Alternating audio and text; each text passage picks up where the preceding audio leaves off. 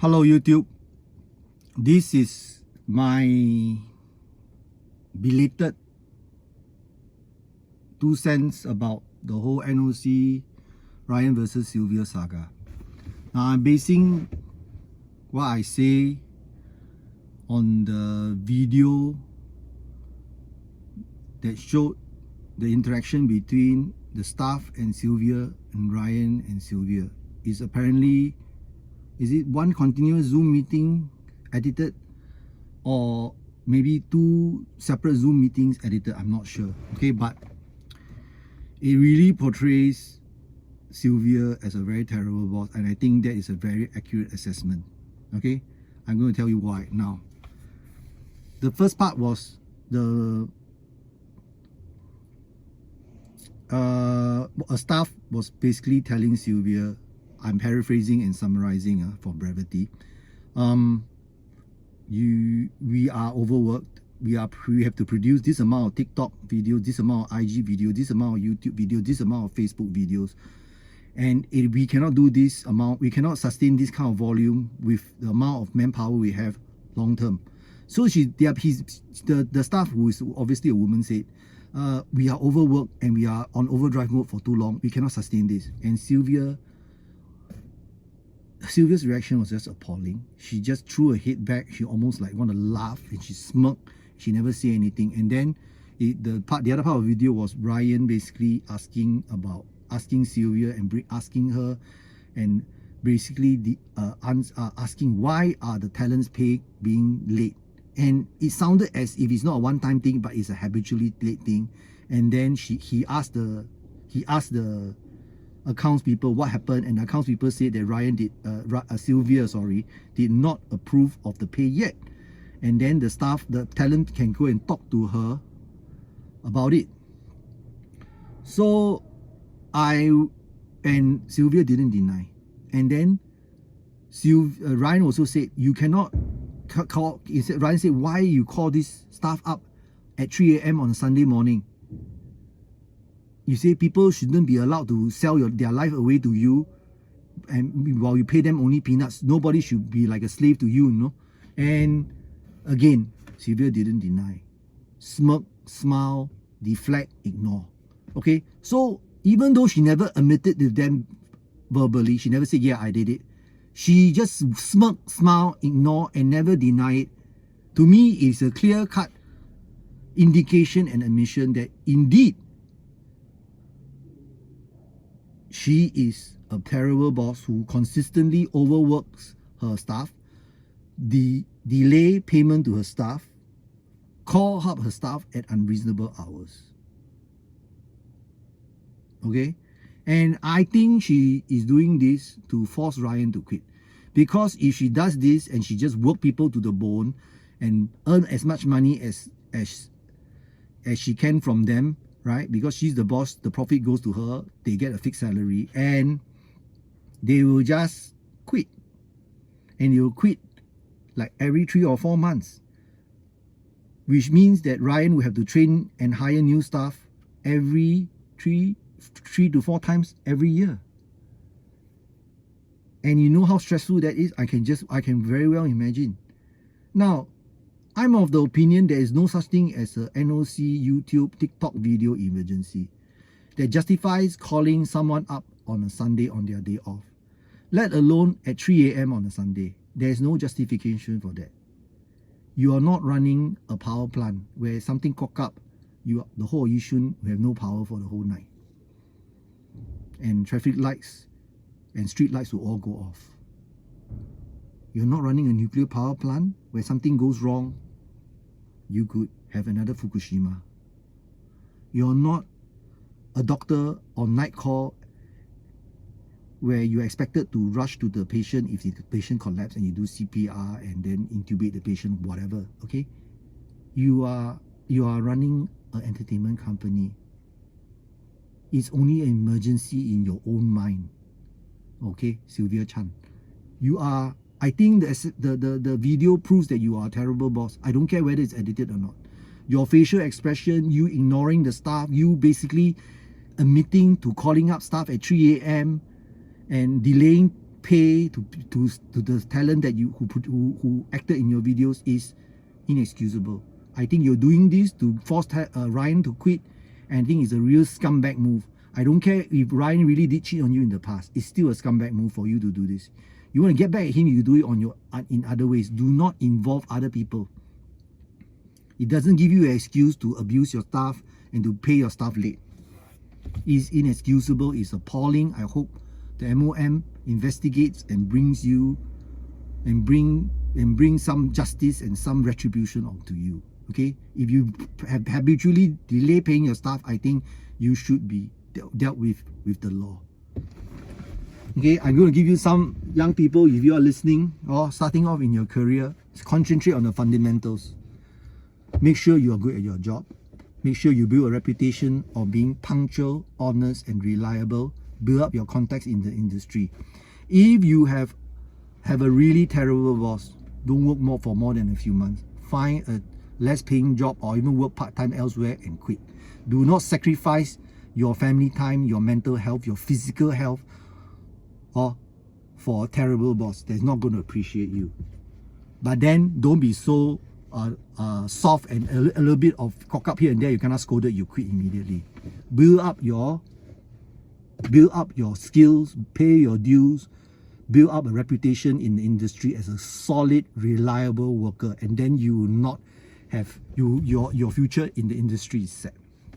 Okay, I'm almost 50. I've been working continuously for 24 years, non-stop.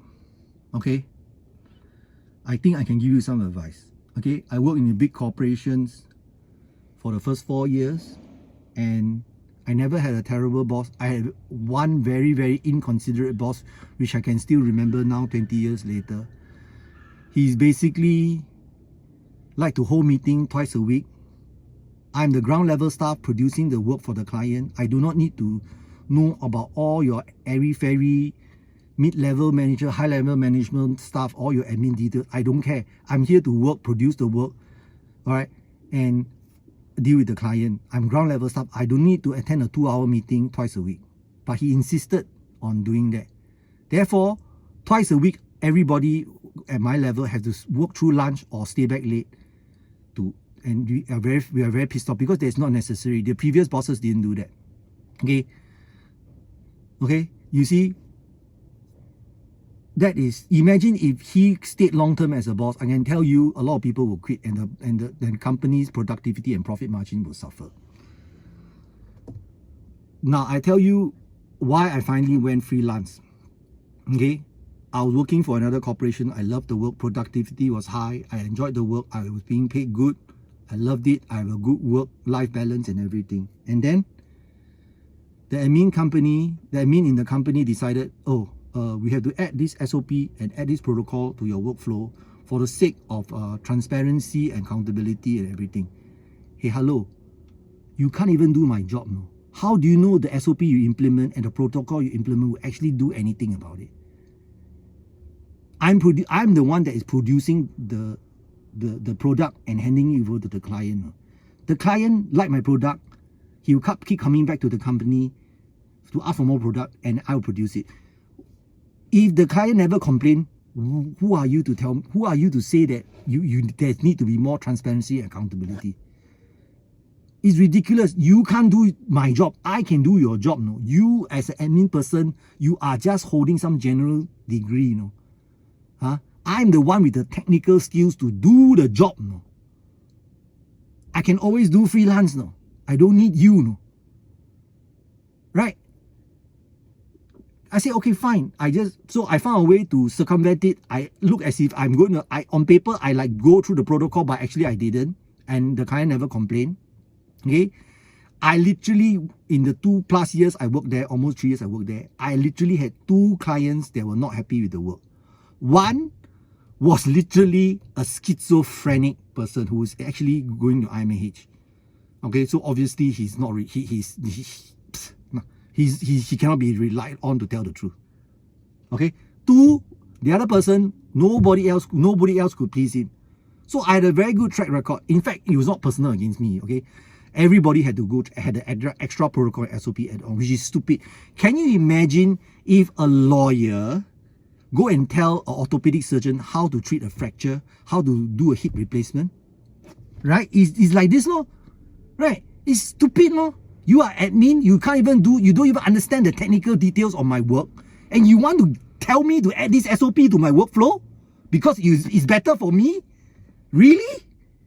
Okay, I was like, okay, fine. Then the finally I quit is because the company took away the original software that I was using to produce the work and insisted I use another software, which was bought from another company, from another software company, okay, by someone obviously in the company I was working with, which is not only stupid because there was no need to improve. Don't fix what is not broke. And you're not even replacing it with a comparable software which I can adapt to with some training. They replaced it with a worse software that was clunky, not intuitive, and slow. That would definitely affect my productivity long term. If I want to keep up my productivity and my earnings, I'd work even longer hours. All because, in my opinion, someone in my company was bribed or had some sort of sweetheart deal with the software company. I'm very sure someone high up in the company was bribed because there's no logical reason to take on such a poorly made software to replace a good software. Okay, so I quit and I went freelance. I traded stability for autonomy and a higher pay. But in theory, I could be earning as high as 12K a month for 1 month and then earning as little as 3K the next month. I had to deal with that kind of instability. But by the grace of God, thank you, Lord Jesus, I never experienced that. Overall, over the years, some months are 9K, some months are 8K, but some months 12, 13K. So overall, my paycheck ends up to be 11K per month for decades, which is a blessing in disguise. Leaving that company, I earn more money and I don't have to deal with what? I don't have to beg to apply leave. I'll take Christmas off, I take Christmas off. I can choose exactly which client I want to deal with, who I want to work with. If you are good, if you are nice to me and you're reasonable and you're easy to work with, I'll even lower my rates. If you're difficult to work with, I don't work for you.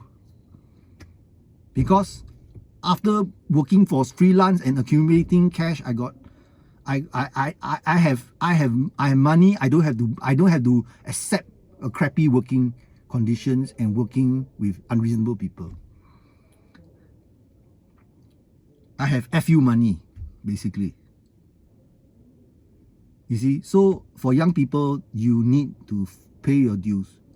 Work properly, work hard, establish the fundamentals, establish a good reputation, and then when you're ready, you can be your own boss and go freelance even. Okay, so this is what I have to say.